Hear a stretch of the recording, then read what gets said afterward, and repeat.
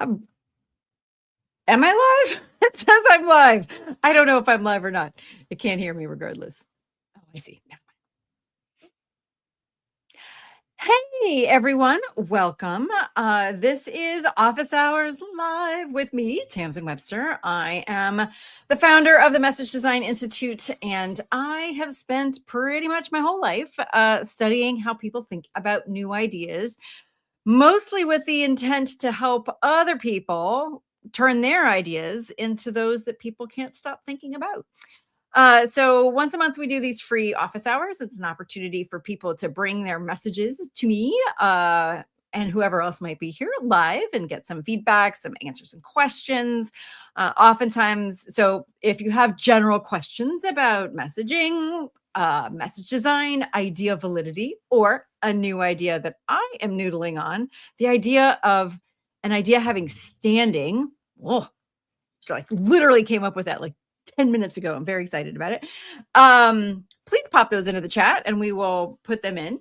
But what I'm delighted to do and share today is that we have Jerry, who has very kindly shared his compact case with us. I will define what that is. Don't worry. And is willing to have us kind of noodle with it live on air. So let's bring Jerry on up. Hey, Jerry. How are you? Here I am. Fabulous. Great to be here. Thanks. Well, yay. Would you give us a very brief introduction to who you are? Like, where are you? Who are you? Where are you in the world? What are you most passionate about? And what is the big question you have about your idea and or message right now? Sweet. Thank you. Jerry Mikulski, live in Portland, Oregon, the wet one on the upper left side of the US. I used to be a tech industry trends analyst. I did that for like a dozen years. And then in the middle of that, two things happened that have colored my life ever since. One was one of the software startups that I saw had a mind map called The Brain, which I curate. So I now curate the world's largest man-made, publicly open mind map. And if you go to jerrysbrain.com, you can browse it for free. Tamsen, you're in there. Your red thread is in there. A whole, you've been in there a long time, actually. And then that's very exciting. Wait, I'm so like, yeah. Wait, okay. Oh, I'm just very excited. Like, oh my gosh. So I know that tool. I know that. Oh, good. Tool. That's what sorry, I'm having one of those like, oh my gosh, I love that. I was the first stop on their launch press tour in December 97. Wow. That is and many years later, the inventor told me, Jerry, I wish we'd known that the rest of the tour wasn't going to be like our first stop, because Harlan opens his laptop, starts to demo the software, and my wet brain goes, oh, why? That's exactly how I think.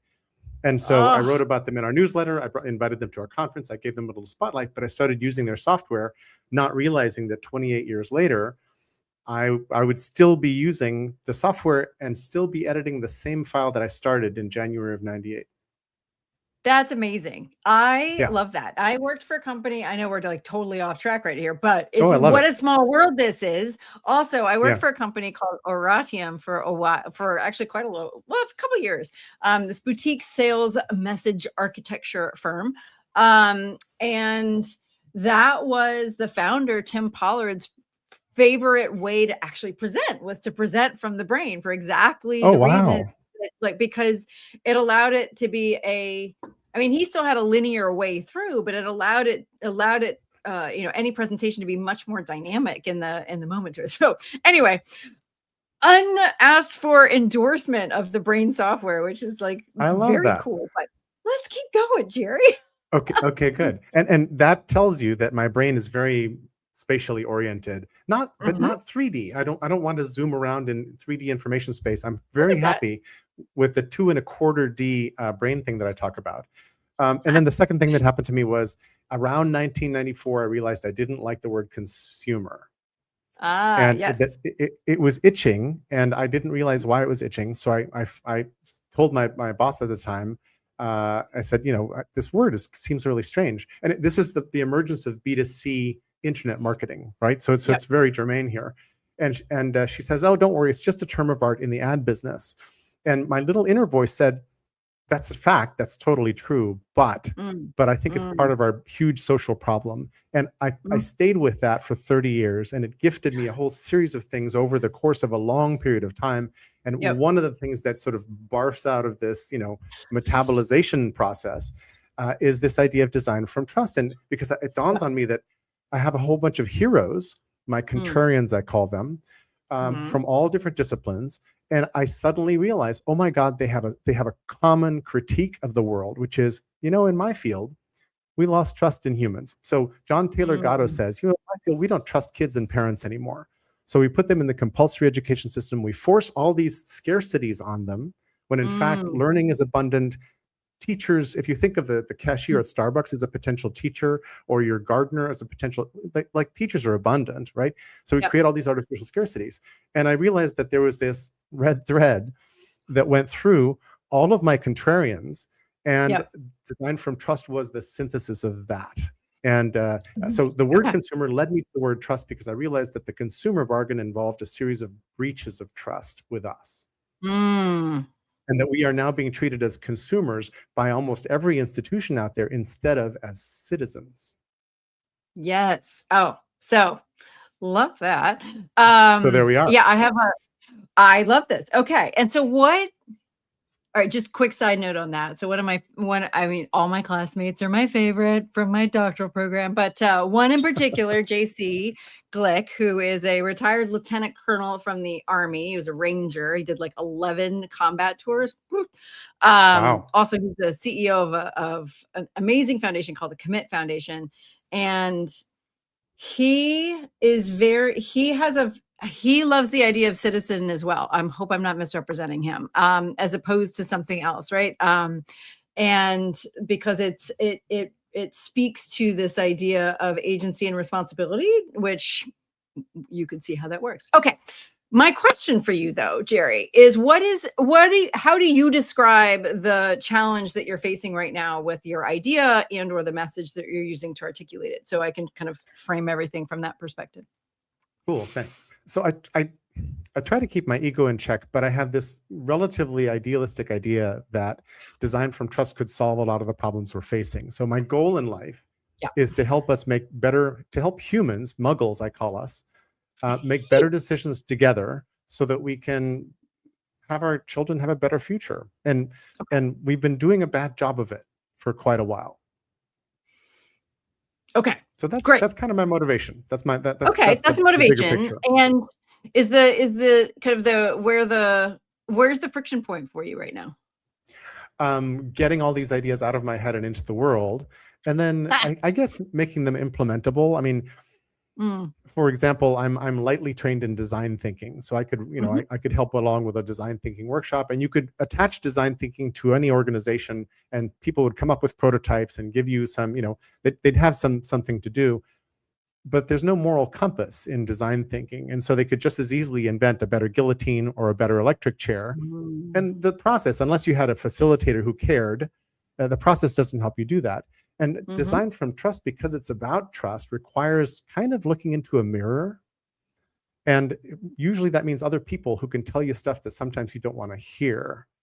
And so, mhm. as a methodology, I think it would require a community, which makes it harder to implement than your average thing like design thinking, but potentially more powerful. And I think I'm stuck on some of those kinds of implementation issues, and then I'm too curious about everything, which is why the brain is such a good tool for me. So Mm. I'm busy digesting everything in the world, and that doesn't really work so well. Well, I'm the last person, and I don't think I'm never going to say that anybody's too curious. So that is, yeah. Good, So good, good, good, good. we're I gonna feel have a like I'm good in the time. right room then. Yeah. Exactly. It's all good. Okay. So, all right. So, it's as you likely know, or for those who don't, I mean, part of what I do with my work is, I am actively researching, even as we speak, what is it that an idea really requires as far upstream as we get it? Meaning, I am not a neuroscientist, but as soon as it like kicks over into reasoning, that's where I really start to get interested because I believe it's that interaction that is oftentimes the first failure point of an idea, right? Is the moment that somewhere in the process of taking it from your 2.25D version of it in your head, having to get it into this like flat, almost linear, well, it is linear, order of language, which is using words that have multiple meanings to other people or may not have any meaning at all, to somehow get it to reopen in somebody else's mind in a way that doesn't get immediately rejected as a foreign object. Right. And I totally get that. so there's so that's and I there's a lot of failure points right there. Okay. So the first place I always start, well, not always, because it's fairly new, is really starting at you know at what I call a core claim. Like, what is fundamentally the claim that you're making? And so one of the ways for us to look at that, and just as a quick thing, what I have up is the company one. Would you, if we had to choose, we do to start, between one of the two, would you prefer, you sent me a company one and you sent me a community one? A citizen one. They're Citizen both, one. I think they're both important and they're both strong. Okay. And let's start with whatever your instincts tell you. What I have up is the one on organizations. See? Fun fact that typically it's the back half of the claim that is where the trouble lies. Not always, but that's where we start. So this is the one where you're saying, if we want to build organizations that are resilient, innovative, and high performing, then we need design from trust. Okay. So the very first place that I'm always going to look is just from that. And then there's a few kind of immediate questions or tests that we can run that claim through to take some pretty good guesses about what would or wouldn't succeed about it right there. So, are you ready for this, Jerry? Good? I'm not sure, but I'm braced. I've got my seatbelt on, so we're good. I promise. Okay.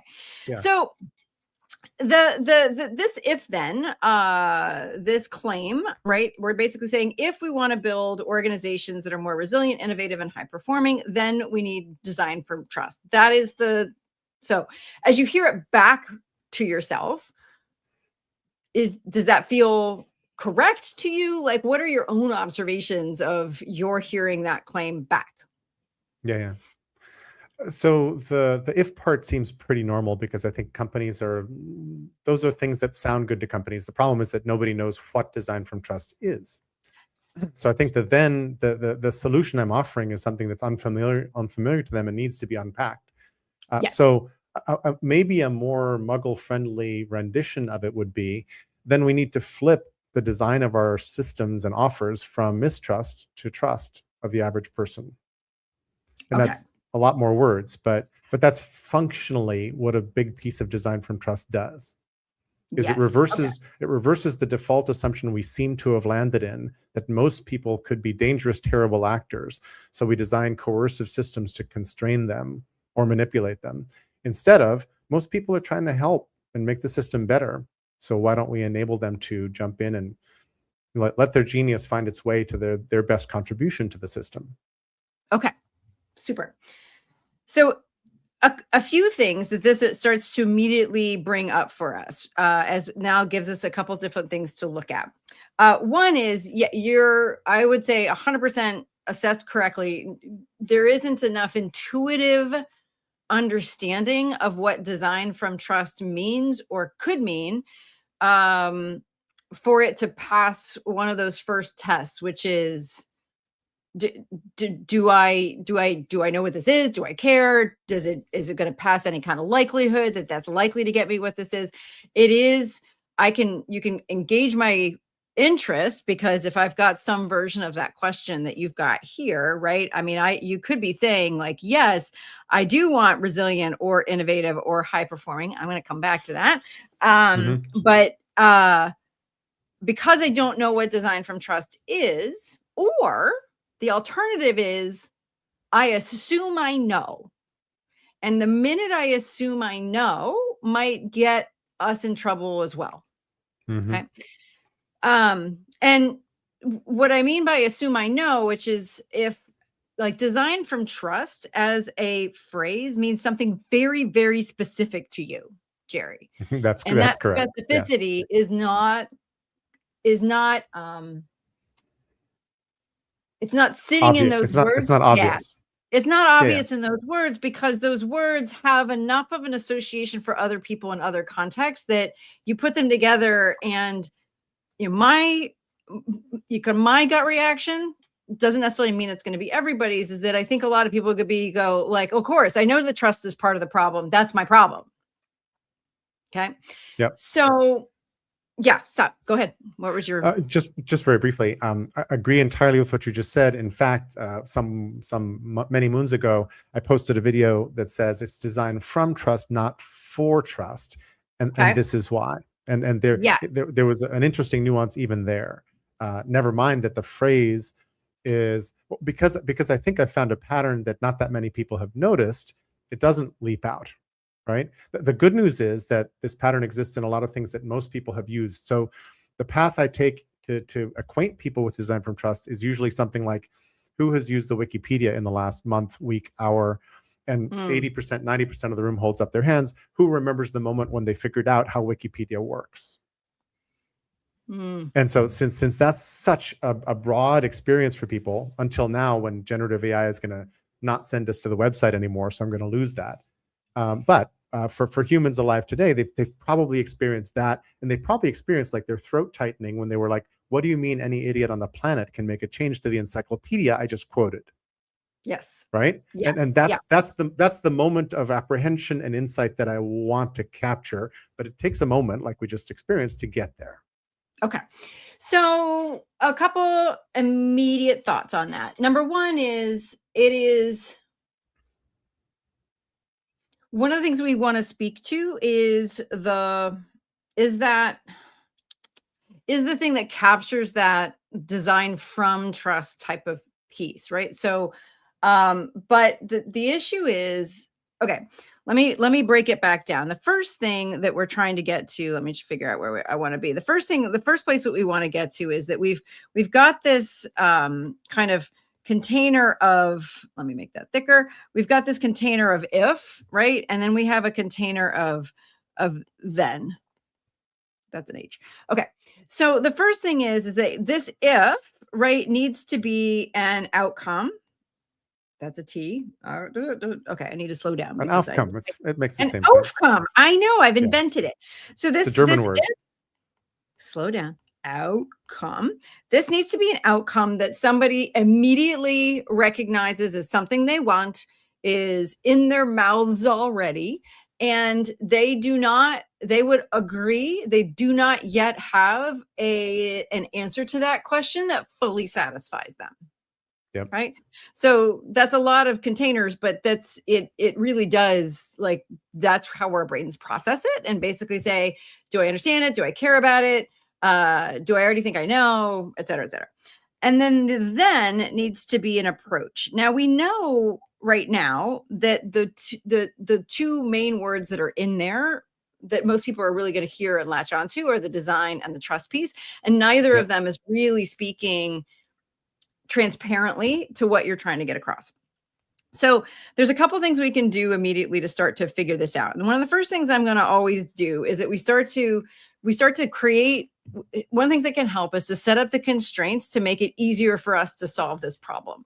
And one of the first things we want to do is, right now, do you see how you have 1, 2, 3 different outcomes masquerading in that single question?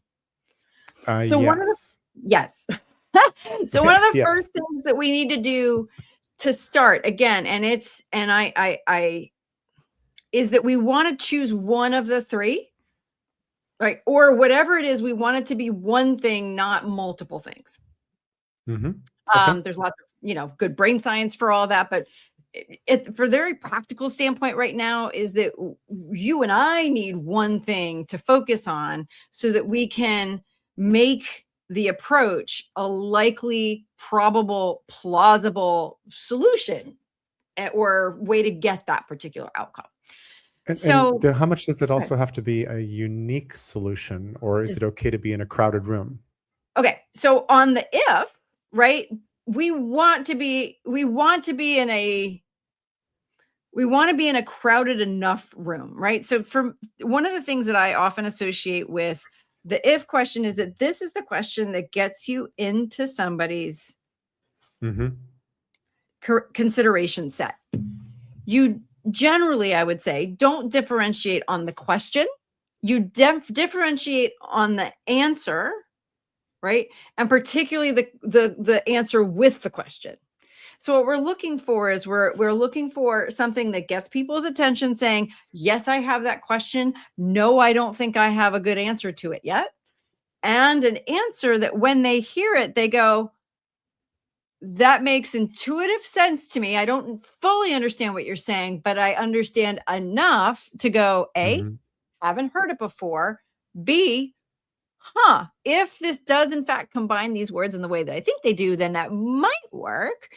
And then therefore C, and I can also start to see how these two things actually work together. Right. So let's go back to this, because the one of the trickiest things that I see over and over again is whether or not, when someone's got a clear perspective on what they think the answer is, right? Design from trust. Mm-hmm. The sneaky part is, which box does it really belong in? And what I'm saying is, the reason why it can go actually in either box, and that might be surprising to you, because it often depends on also what are you trying to accomplish, right? So if we're trying to, here's what I mean by that. If design from trust or something about trust, right, exists here, and I'm just going to put design in quotation mark, like in parentheses right now, because Yep. trust is something that people are really interested in right now. And so it could go there. It could also be your answer. Right. And what I mean, so what does it mean if it's in one place or the other? What it means if it's in the question is that you are deciding, or you feel called, whatever you want to, quoting my friend Laura Belgray and her woo adjacent terminology, to say, I am talking to people that already understand that there's an issue of trust that is sitting in the way of these other goals of resilience, innovation, high performance. Yep. That's what I mean by it. Does it really belong in the if question? Meaning, are you really speaking to people who are kind of already seeing that there's something's up with trust? And part of what you're revealing to them is, yeah, we're coming at it from the wrong, like we're not getting it because we're not giving it, right? Like that type That's of really good. flip, right? Yeah. That's Yeah. Yeah. happening. So this is very common, Jerry, where one of the first decisions is it actually, are you actually talking to people who already sense there's something wrong with trust? And what you're trying to do is to say, yeah, you're correct that trust is part of it. What we're missing is a fundamental thing about how trust works that is not how we are going about it. Exactly. Okay. So the other option, just to clarify it for the folks that are out and about there, is that if it's in the then column, then it really is that there's a question about how can we be more resilient? And you're like, surprise, it has to do with trust. And if it's actually, and do you see how for some people, again, I can't make a sweeping generalization here, because for some people who want to be leaders of thinking, that is the big aha, right? That they're trying to get across. They're like, hey, you don't understand that you can't get that if trust or something about trust isn't present. That does not, please push back. You do not strike me as the person who's trying to say, hey, we don't have trust. It's more, we don't have trust, correct, but because there's something about trust that we're getting fundamentally backwards. Correct. Yes. Okay. So in that case, what it means is that I would then say one of the first places to untangle here. I have my friend and client Erin King says she comes to me when she needs her idea necklace untangled. So the first thing I that like we're that. untangling is to say that I've spent many hours with needles on the countertop untangling chains that are way too thin. Who made the chain that's that right, thin? How did that exactly. happen? Exactly. Okay. So the first big thing I would say, based on what we've talked about so far, is that trust is actually in the first half of your claim, not in the second, right? I mean, we need to speak to it in the approach piece, but actually there is this element of we don't want to waste time. um uh Someone's saying that my drawing looks like a hippopotamus, and I'm like, if only I were good at drawing things. um Thanks. I appreciate it. It's going on eBay next. Okay.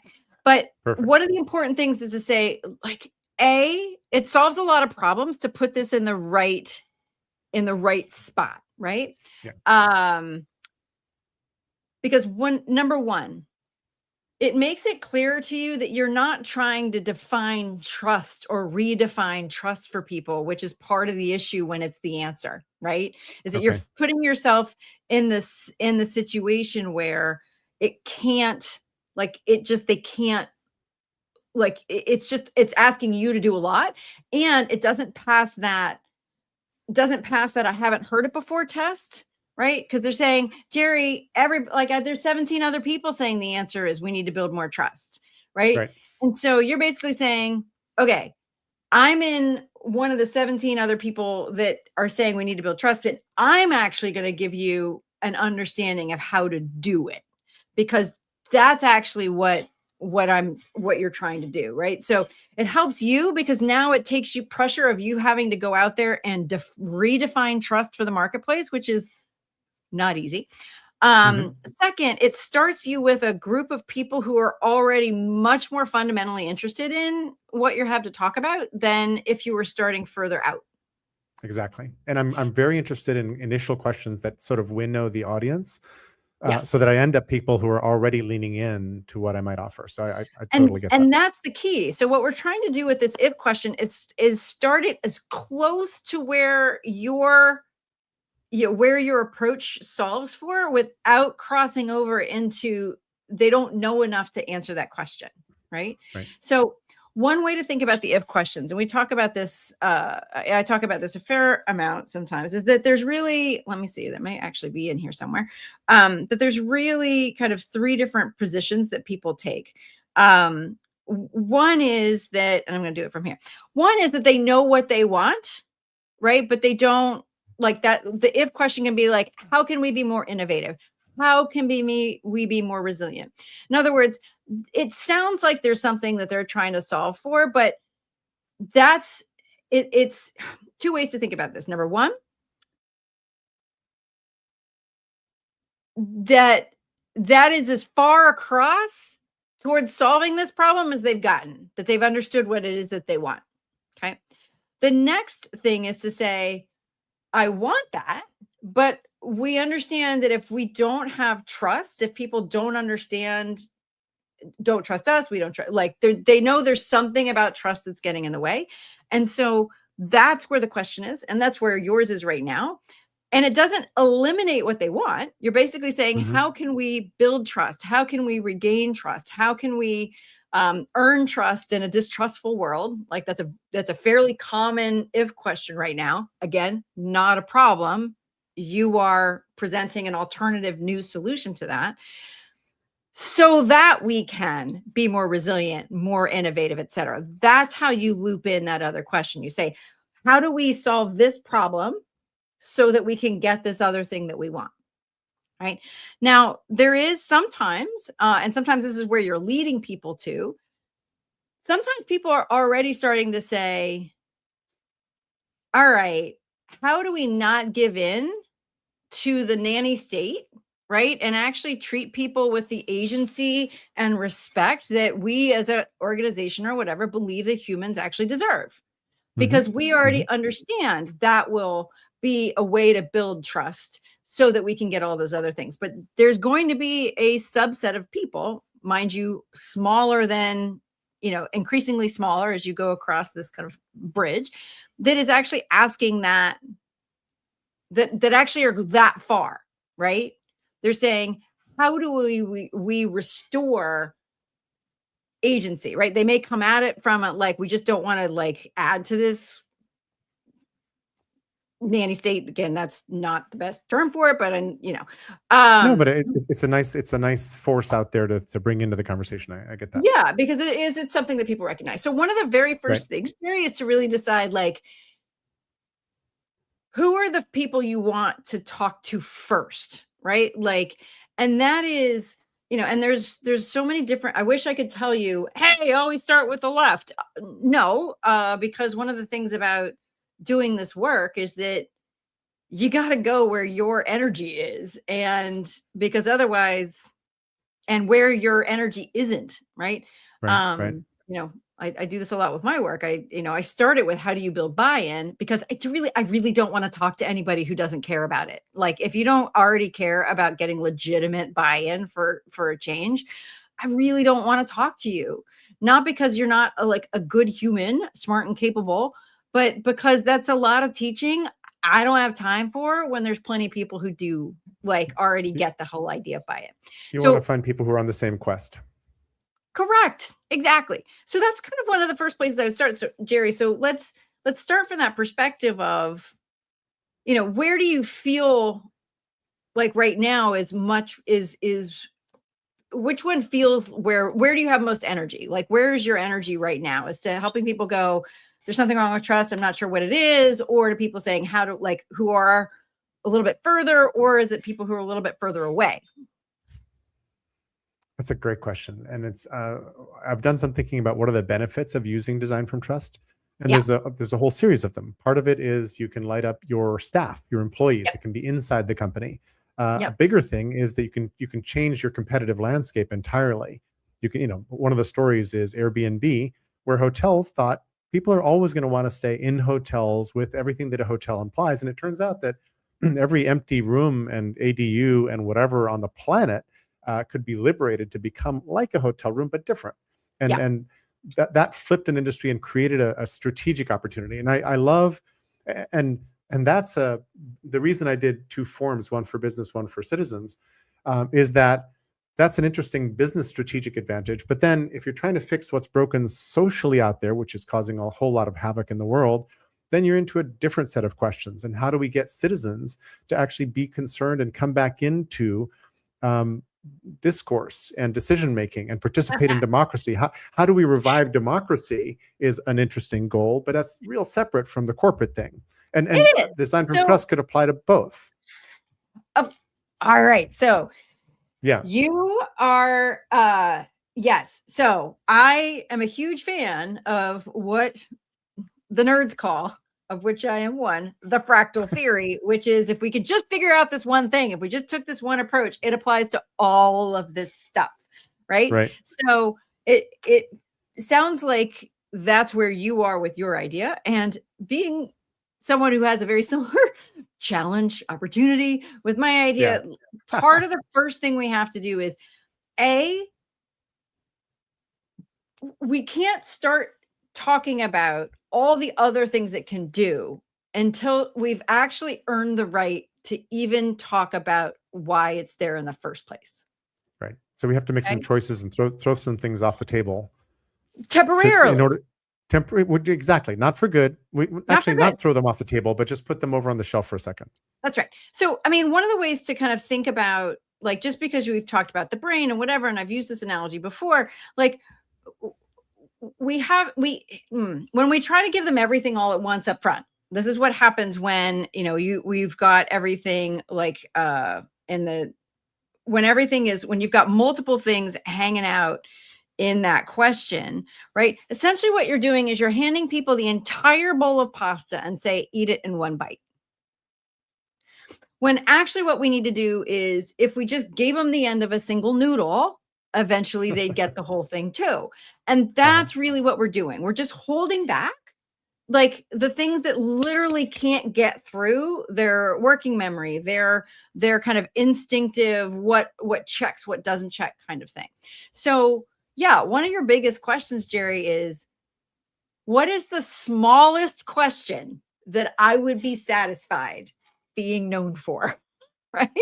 And what I Hmm. mean by that is, yeah, you could save democracy, but there's not a lot of people walking around with, I mean, actually, there are quite a few people walking around with that. But what I It's mean true, is, especially these days. they're easily distracted by questions that are further down on the hierarchy of needs. Not that that's the end all be all, but like, we saw it in, the 2024 election. People were like, why weren't people caring about saving democracy? And it's like, just because they were voting for the economy doesn't mean that they weren't paying attention to that.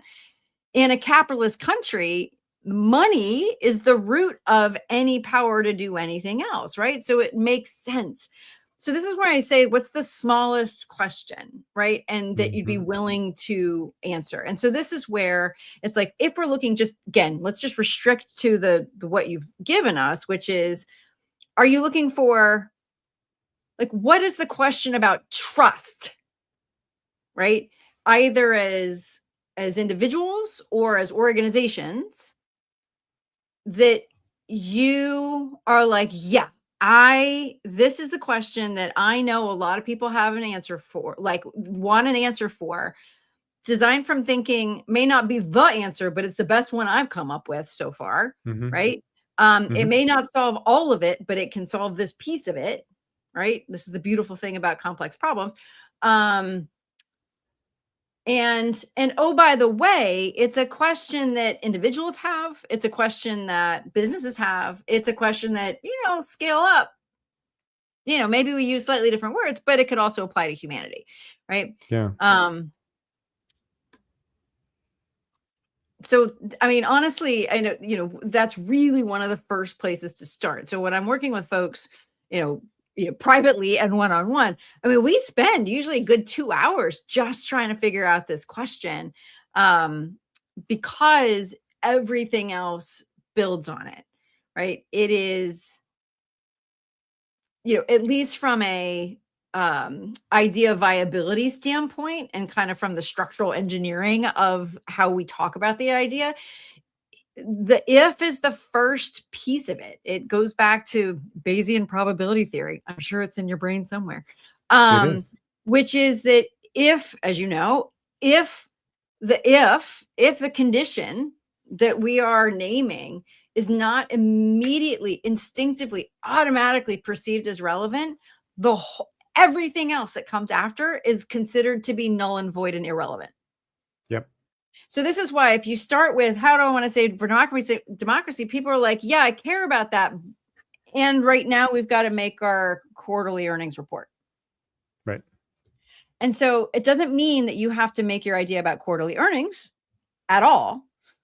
Let me be clear about that.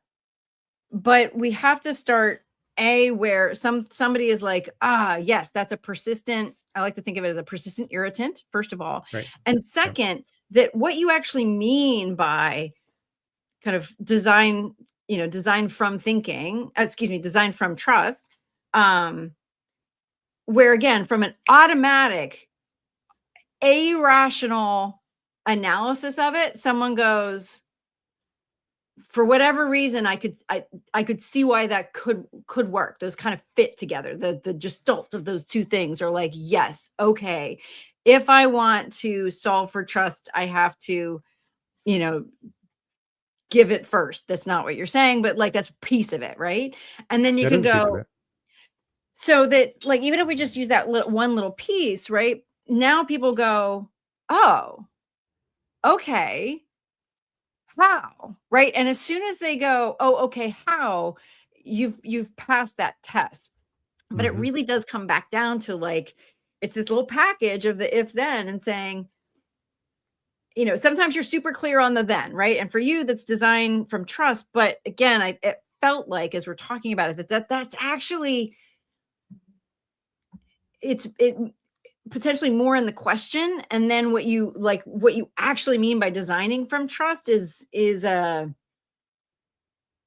design may survive, but it's kind of like there's something else about how trust arises in your worldview that is actually part of that strategy in the first place. And again, I know that sounds very heady and weird, but that's best I can give you at the moment. You're doing great. You're exactly in the zone. So I love that. There's a piece of this which goes toward our relationship to our clients and customers, and Yeah. the word consumer is the thing that sort of led me all the way here. So I think of Mm. them not as consumers, but I don't mind the words customer and client. Those are great words because Yep. there's an exchange of value, right? And part of it is, do you want to be more trustworthy to your customers and clients is possibly a goal. If we would like to be more trustworthy, or more radically, maybe our goal is to earn back trust because we are already convinced that we're in a kind of a broken landscape where trust is really scarce. And, if you look at the Edelman Trust Barometer every January, the trust just keeps plunging. It's a little bit like the doomsday clock. It's like, well, can it get any lower? Well, look, next year. Oh, look, it did. Yeah. Oh, look, So gosh, it slipped even more. So there's something about that. And this is one of multiple lanes to explore, but this is a big one, I think. yes, I would agree. And again, like, whatever it's worth, because I hear so many people right now saying the answer is we need to earn trust. I'm like, y'all, that's the question. So I would say that I would agree that something about how do we how can we be more trustworthy? How can we be seen as more trustworthy? Or earn it back is a great way Mhm. to go. Just a quick, fun rhetorical device of the two. I would vote more for this one, number one, than number two, because number one could include number two, but the reverse is not true Yeah, necessarily. you're right. And also, number one is not very offensive at all. It's like, hey, you're pretty good now. You could get better. And number Yeah. two is like, damn, somehow you broke it. How do you get it back? And it makes number two makes a lot of assumptions um, that make it stronger and a little bit more fiendish. I don't know, more, yeah, And that's a probably personal less choice. appealing. Yeah, Yeah, and but for some people, that's what makes it more appealing, right? So again, exactly. this is one of the things I come over, over and over again with client, like sometimes they're like, just tell me. And I'm like, I am not going to tell you. Because you can be equally successful with either version of these, but one of them, again, you're gonna have more energy for it. Like Right. some people love to ruffle the feathers, and that's good. We need those people. And then there are people who say, all right, I like the idea of framing it this way. And then depending on the audience, I can either be very specific, or I can give a range of situations that I'm addressing. Who here does not want to be seen as more trustworthy, either because you lost it and you want to earn it back, or because we're in a Right. distrustful society, or because blah, blah, blah, blah, blah, right? Rhetorically, like meaning like when you're talking to other people and you have more time and more content, you can give more context. But so that's part of why I try to find something that is specific and yet magically general at the same time. Do you see what I'm trying to do? So I, let's I say yeah. yeah, we want to Uh, be more trustworthy. Yeah, go ahead. it feels also like the choice. Let's just simplify to the choice between these two sentences or parts of phrases. Um, will have some direct bearing on who I think I want to be working with, who I Yes. would like as my client. And strangely, the harsher filter might be a better filter from that perspective, in the sense of I kind of want to work with people who already know realistically that trust is broken and want to figure out how to get around it, as opposed to people who just want marginal improvement, because part of what I have for them is the bad news that trust is really quite broken. And if the third, fourth, fifth statement are going to be, oh, and by the way, we're way down here, maybe we earn the right to talk to them that far. But in some weird way, I like the idea that there's a bunch of people out there who already know that trust is in really bad shape and want to fix it more radically. And maybe the more difficult phrase is the better filter.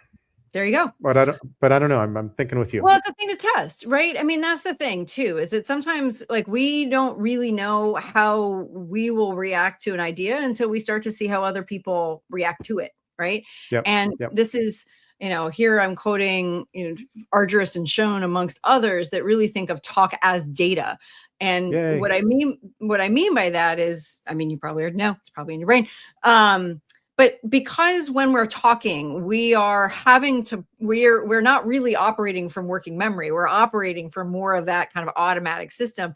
There's a more direct connection to what is actually back there and what we're feeling. And so that's why so much of the work that I do is like, let's talk it out. Because Yep. even as you were starting to talk about, you started in one place, and then by the end of it, you're like, actually, I like the one that's doing this. Great, right? Because the more that you start to talk it through, the more you're starting to think, okay, yeah, this is good. This helps me qualify. I want the people who understand that there's something broken. And, again, you can say earn back trust. You can say, fix the trust issues we're facing. Again, it can be kind of, so the key here then is that once you've got that, and I know we're like at time and you're like, but where do we go now? The key then is to say, all right, now that we've got that, what must be from your point of view, the way that you think of the world, and obviously it's going to be captured in this phrase that you use of designing from trust. What must be part of the strategy of earning it back? Right. And the good news is, this may not be good news to you, trust cannot be part of the answer. Because this is now we're starting to create, because if then automatically creates a logical structure, and we can't violate that logical structure, or else we'll violate that automatic test that this idea is going to go through. So, one of the first things here is to say, like, okay,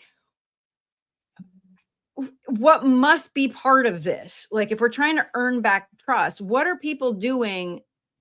What must be part of it that they are under attending to right now? We want to take the Can things it that be? people would expect off the table. We're looking for things that are, as Chip and Dan Heath would say, post-dictable. I like to say unexpectedly obvious, but like, again, it's not like, be more trustworthy. You're like, no shit. Excuse me, family. Sorry, live stream. We need to like put me on a 5-minute delay. No shirt, Sherlock. Do you see what I'm saying? So what starts to come to mind when you're like, okay, my perspective on this is we must do X and people aren't paying attention to it enough? There's this is sort of a relatively safe general answer, but like you might then need to rethink how you design your offers. Okay, so that's tactics. Why would I need to design my offers? What about redesigning my offers? How What would about I how have? about you need How to would I have to yeah. redesign them in order to earn back the trust? Do you see where I'm trying to get to Well, now? yeah, I am. How about you might need to rethink your assumptions about your customers and the market. Okay. Is there a specific set of assumptions that you think are getting in the way when it comes to trust? She says, leadingly. Exactly. Well, I'm Yeah. trying to avoid the word trust per your coaching a moment Aha. ago. Yes, exactly. because some of our assumptions are that everybody's a bad actor, and that we need to defend ourselves against our customers, et cetera, et cetera. There's a whole series of things that come out of that. But Okay. those are some of the assumptions I'm questioning. Other assumptions are about how we protect or use intellectual property. Whether we open source or not, or defend the assets of the enterprise. That's another set of assumptions.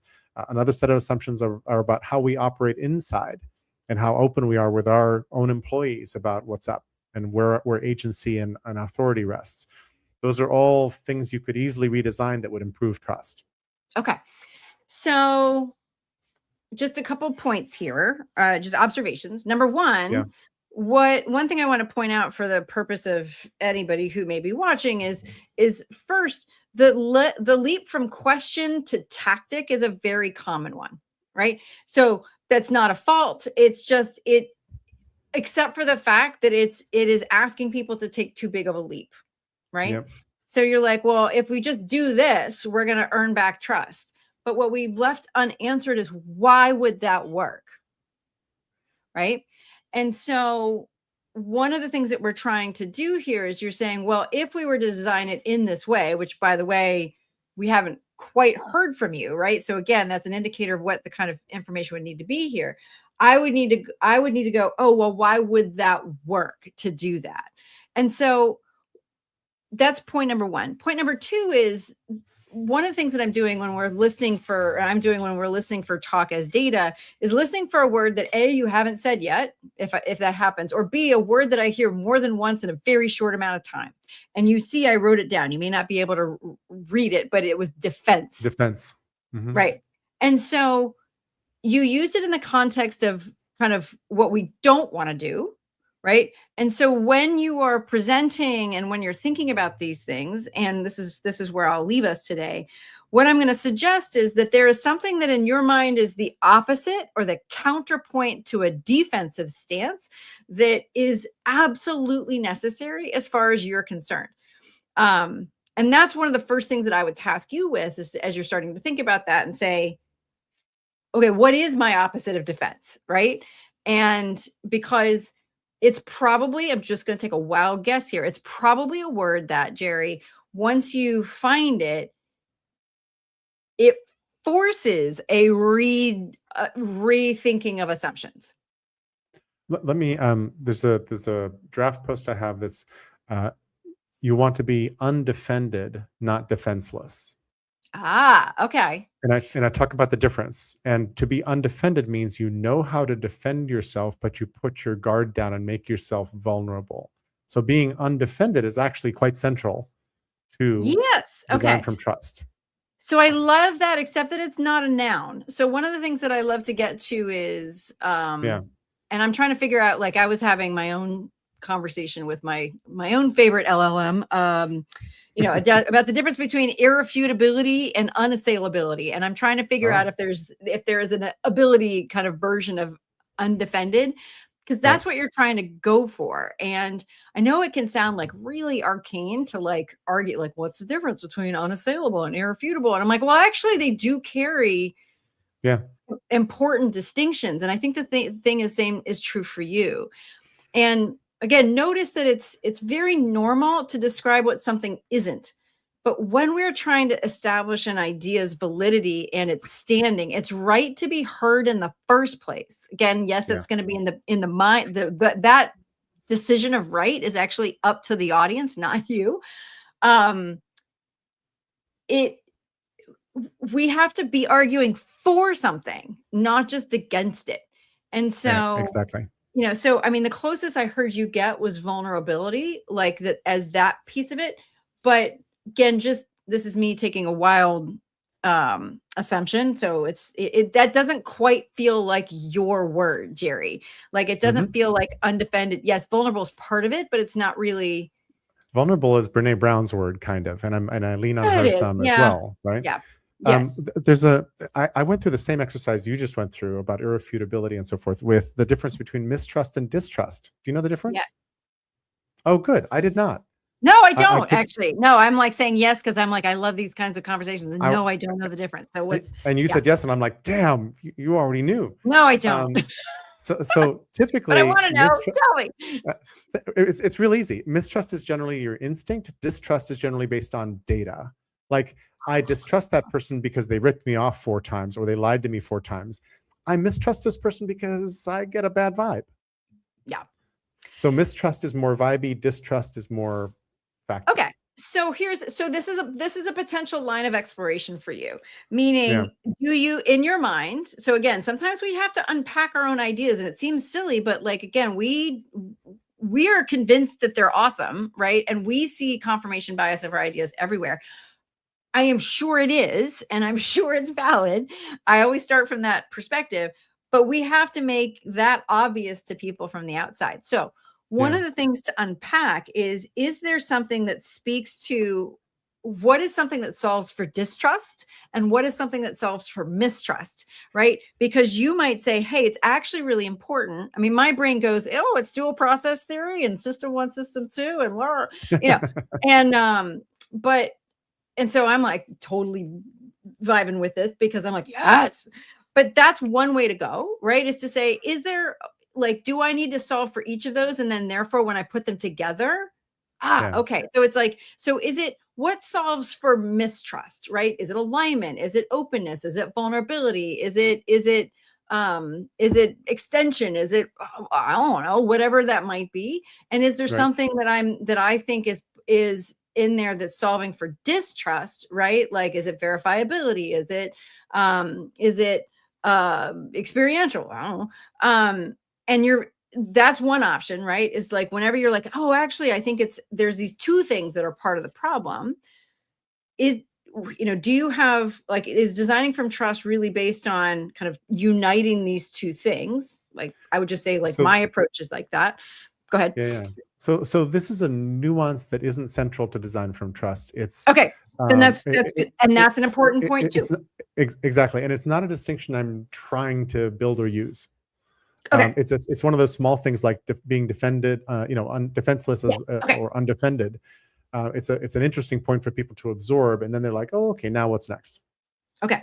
So, I mean, I think that one of the things I would clearly say is that design is probably one of them, because there is an intentionality, there's a structure, there's a, one of the reasons why I have found in this process that going for nouns is really important is because nouns carry a bunch of adjectives with them. And when we Right. only go for an adjective, it's just the adjective and it could mean a whole bunch of other stuff. But when you're talking about design, and then kind of that you mean certain aspects of design, which kind of in the next stage where we try to essentially justify why design is necessary. That's where you're going to really speak to the specific nature. But I'm going to say that design is part of it. But now I know this is going to, I hope it doesn't break your brain, Jerry. I'm sure it won't. Oh God. Oh God. But we've got to figure out that really, when you're saying designing from trust, what you're really saying is that this is something based design or design based something. And it's not thinking, it's something else, or it's undefended. Again, one of the ways to kind of test this in the moment is to smoosh them together and kind of do does that Weirdly, work? the phrase that comes to mind is optimistic design. Oh, okay. So I love And I've never used that phrase. See, so now what we've got here is I can't spell optimism. That's an M. There we go. So what we're saying is like, okay, so now you've got something to play with. You're Right. like, optimism. Oh, because that does, to me, that aligns with what you've said. If you're like, we want to earn back trust, then we need to kind of optimists by design. We needed to be design optimism in. Again, you might be like, okay, that's close, not quite. But once you've got those two words, you can start to say, yes, nobody else may understand it perfectly, but at least we understand a little bit more than something like design from trust. And I'm like, I don't know what that means. And when you say, well, it's really about designing from the position, like it's optimism informed design, right? Or optimism informed execution, or optimism informed action, or whatever that might be, or yes, all of the above. That's where you're trying to get to. So I know we're like right at time. Hey, Jeanette, thanks for thinking it's a great session. But thoughts, responses, Jerry, where's your brain? How are you feeling about all this? I'm feeling great. Thank you. You've really expanded my thinking about this whole thing. Earlier, I was thinking one way to expand the then answer, which for me was design from trust, was a simple thing that I do a lot, which is design from the assumption that most people are trustworthy. And it just breathes the thesis into design from trust and on from there. But I know that design from trust needs a lot of explanation and it isn't self-explanatory. And optimistic design might be more self-explanatory. It might be like, oh, I can sort of see what that means. And then you could easily get into a tussle about, well, but the world is like crap these days, et cetera, et cetera. But that's an interesting argument to get into. And now we're in conversation.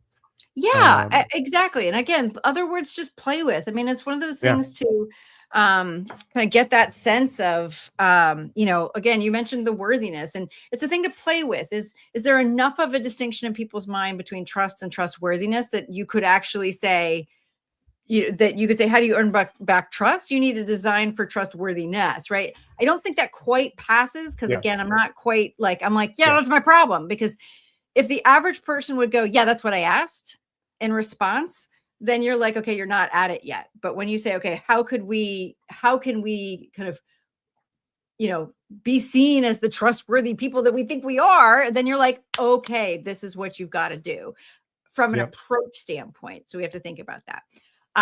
So I'm glad that we can thank you for allowing us to kind of poke and prod and pull. Because Thank you for the poking and prodding, and I'm oh glad my it wasn't gosh. painful. And Oh, yeah, try it not was to. challenging though. That was great.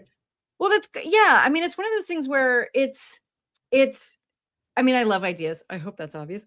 And I love that Dean, who was saying he's really kind of really loves the fact that we're drilling into the kind of the word nerd pieces of it. Because this it's the words are our only, in so many ways, they're not our only way to communicate, but they are the ones that we go to the most often. Um, and so it's really important, I think, sometimes. And we just use words a lot of times without actually thinking what we are imbuing into them and what that means. So thank you, Jerry. A, you've got such interesting things to pull apart here.